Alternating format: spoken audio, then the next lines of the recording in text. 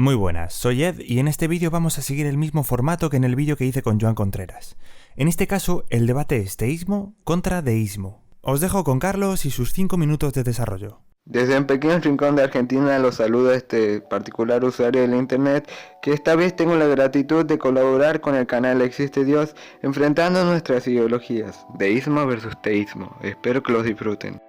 Y mi postura en estos temas podría ser el deísmo, es decir, busco a ese ser sobrenatural al que yo llamo Dios por medio del razonamiento y la experiencia personal. Ahora quiero detenerme. ¿Qué es Dios? Sencillamente se puede entender como Dios aquel ser sobrenatural que posee las siguientes características: es atemporal, por lo tanto es eterno; es poderoso, por lo tanto es creador. Tuve que hacer esta pequeña explicación porque claro, ya con la influencia católica, cuando uno dice Dios, se imaginan a él. Ya he entendido mi punto de vista de qué es Dios, prosigamos a hacer la pregunta: ¿por qué creo en Dios? Y quiero resaltar que en el azar yo no creo. Pienso que todo este universo está perfectamente hecho tal como dice la teoría del ajuste fino. Pienso que hay algo a lo que yo llamo esa singularidad, primer motor inmóvil, o Dios, que creó todo esto. Ahora voy a proceder a exponer dos argumentos para que ustedes, espectadores, entiendan mi punto de vista. Mi primer argumento es la teoría de la evolución.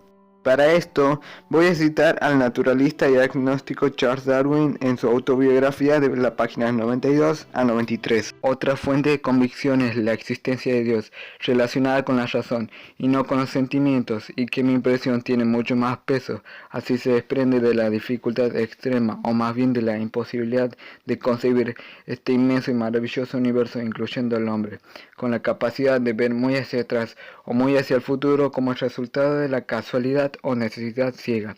Cuando esto se refleja, me siento obligado a ver a una causa primera que tiene una mente inteligente en un grado análoga al hombre.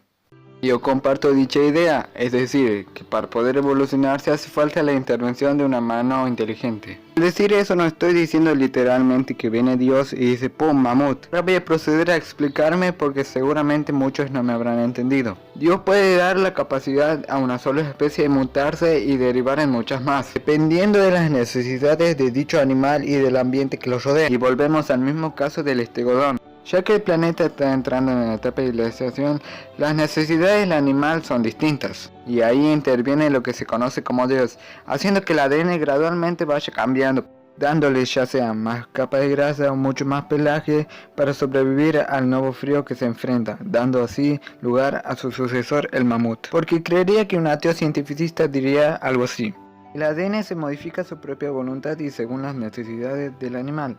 Pero ¿cómo el ADN sabe cuáles son las necesidades del animal sin siquiera tener conciencia de su propia existencia? Porque claro, cuando tú tienes frío o calor sabes cuáles son tus necesidades en ese momento, pero tú lo sabes porque sos un ser pensante. Pero ¿cómo lo sabe el organismo de un animal que se piensa que no tiene el mínimo razonamiento como un ser humano? Lo que me lleva a pensar igual que Darwin y Francis Collins. ¿Este argumento demuestra la existencia de una entidad creadora? Ciertamente no, pero puede arrojar una idea aproximada. Segundo argumento, la teoría del Big Bang. Postulada por el físico y sacerdote católico George Lemaitre, esta teoría postula que el universo tuvo un inicio, a la cual él lo denominó la gran explosión o gran expansión. Entonces, con la creación del universo se da origen al espacio y tiempo. Lo que muchas personas se preguntan: ¿qué hubo antes del Big Bang? ¿Recuerdan que hace más de un minuto dije que la inteligencia detrás de este universo la llamo singularidad, Dios o motor inmóvil? Que yo llamo esa singularidad primer motor inmóvil o Dios que creó todo esto. Primero hay que entender qué significa singularidad. Y fácilmente se puede entender como singularidad a aquel evento inexplicable e irrepetible. Y como aparece en la misma imagen, se dice que lo que inició con el Big Bang fue una singularidad a la que llamamos Dios. Y ya estoy viendo algunos comentarios que digan: ¡ja! Está apelando al tío de los huecos. Yo con toda amabilidad y respeto respondo: sí. Porque cada persona con sus teorías e hipótesis trata de rellenar esos huecos y llegar a la verdad de los más grandes enigmas de nuestra especie. Ahora quiero explicar brevemente por qué elegir ser deísta. No creo que ese Dios haya transcribido su palabra en un libro poniendo de títulos sagrados, haciendo que sus líderes manipulen y engañen a las personas, mientan a las personas. Y después esa iglesia o doctrina ya no deja de ser una comunidad, que serían que cada persona tiene su distinta forma de pensar, pero pueden coincidir en una que otra cosa. No, que esas personas que han sido manipuladas se masifican, ya no tienen criterio, ya no piensan por sí mismas y esperan a la opinión ajena para hacer alguna acción.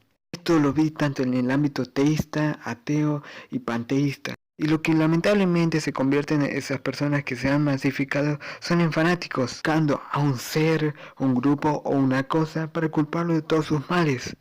Desde mi humilde punto de vista, con esto ya no se tiene que joder tanto. Ya finalizando mi parte, quiero darle la gracia a Existe Dios por darme este pequeño espacio. Espero que en la caja de comentarios se llame un sano debate y respetando a los demás al nivel de un ser intelectual como es el ser humano. No andar haciendo ad hominem diciendo imbécil, ridículo, estúpido y después andar diciendo que eso no son insultos. Aunque Carlos ya habrá desarrollado su parte, me gustaría definir los dos términos. Tanto el deísmo como el teísmo creen que Dios existe y que es el creador del universo. La diferencia es que, mientras el teísmo cree que podemos tener una relación con Dios, mediante una religión o un escrito sagrado, el deísmo cree que no, que Dios no actúa en nuestra vida y por tanto no le interesamos. Tampoco cree que la religión sea un medio para llegar hasta Él y que no sea revelado mediante ningún escrito sagrado. Es aquí donde veo el primer problema del deísmo. Y es que, si Dios no se ha revelado, ¿cómo sabe el deísta que no podemos interactuar con Dios? ¿De dónde aprendió su creencia? Pensadlo por un momento. La única manera de saber esto con certeza es mediante una revelación divina. Es decir, que Dios nos haya dicho expresamente que no va a intervenir. Pero no hay ninguna evidencia de que tal cosa haya sucedido. Entonces, el deísmo es una postura que, según su propia definición, no se puede probar como verdadera, pues para que tenga razón se necesita una revelación divina, pero el deísmo niega la revelación divina. Otra inconsistencia que a mi parecer tienen la mayoría de los deístas es que no creen en los milagros. Esto es un poco extraño porque significa que Dios no puede convertir el agua en vino, hacer que alguien camine sobre las aguas o resucitar a una persona, pero sí cree que Dios puede crear el universo. ¿En base a qué el deísta cree una cosa pero no la otra? Algo que casi todos los deístas comparten es que creen en una moralidad objetiva, es decir, que hay cosas verdaderamente buenas o malas. Pero, ¿a dónde pudiera recurrir el deísta para establecer un estándar moral consistente? Por ejemplo, ¿es correcta la violencia? El reino animal se caracteriza por la violencia. ¿Es correcto el hurto? Después de todo, los animales se roban sus presas entre sí. ¿Es correcta la violación, el adulterio o el incesto? El reino animal está lleno de perversiones en esta orientación. ¿Nos dirá un árbol que la mentira es incorrecta? ¿Nos dirá el relámpago que el homicidio no es ético? Por tanto, aunque el deísta tiene un código moral objetivo, no sé de dónde lo saca. En cuanto a que no le importamos a Dios, es algo que no me cuadra con nuestra percepción de cómo estamos hechos. Por ejemplo, ¿por qué vemos en millones de colores en vez de blanco y negro?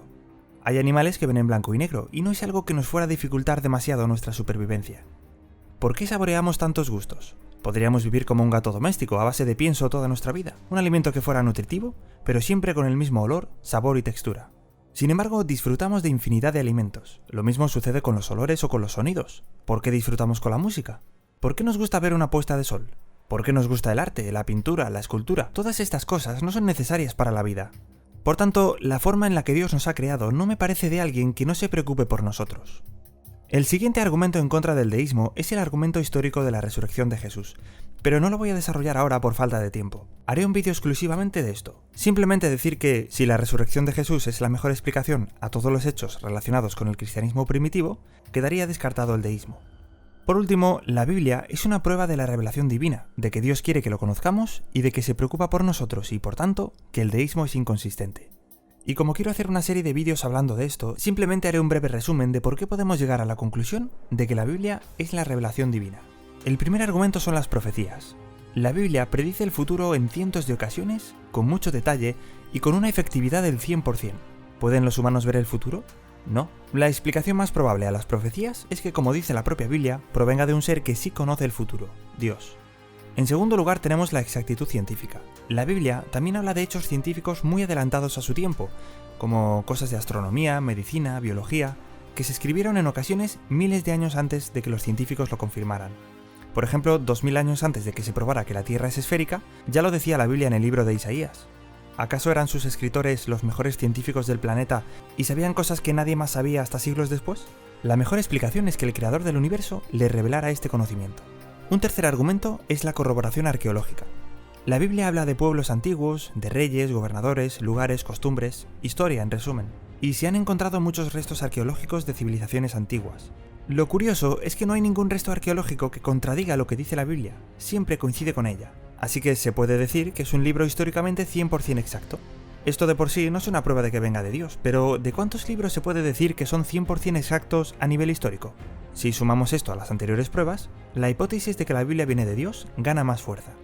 Tenemos muchas más pruebas acerca de que la Biblia viene de Dios, pero se me han acabado mis 5 minutos de desarrollo. En resumen, hemos visto que el deísta no puede probar su postura como verdadera. No pueden explicar de dónde sacan que Dios puede crear el universo, pero no hacer milagros. No pueden explicar cómo saben qué es moralmente bueno o malo.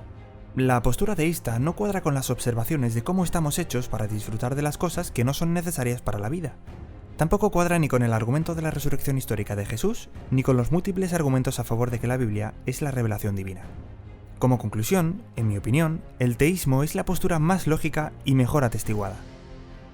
Ahora que ya he oído su parte, porque a la hora de grabar nuestros 5 minutos lo hacemos sin haber escuchado a nuestro oponente, puedo sacar algunas conclusiones. En primer lugar, estoy de acuerdo con Carlos en que las cosas están demasiado bien hechas para concluir que no hay una inteligencia detrás. Su primer argumento es que la evolución está en contra de la creación tal y como lo presentan las religiones. Por tanto, cree que Dios ha creado el mecanismo necesario para que la evolución tenga lugar. Es una postura interesante. Sin embargo, esto tendría sentido si la evolución fuera un hecho demostrado. Personalmente no creo que sea así. Aunque sí creo en la microevolución, no creo en la macroevolución. Pero como en este canal no nos conformamos con decir no creo en tal cosa, estoy preparando un vídeo sobre los argumentos que defienden la evolución y si realmente son consistentes o no. El segundo argumento que usa es que no cree en las religiones. Y yo estoy casi al 100% de acuerdo con él. Y diréis, ¿pero tú no eres cristiano? Pues sí.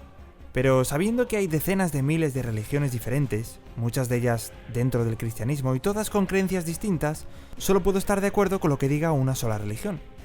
Eso hace que esté en desacuerdo con el 99,9% de las religiones, lo cual no está tan lejos del 100%. A donde voy es que las cosas malas que hagan las religiones en general no dicen nada sobre una religión en concreto, sobre todo si ésta no es culpable de lo que se acusa.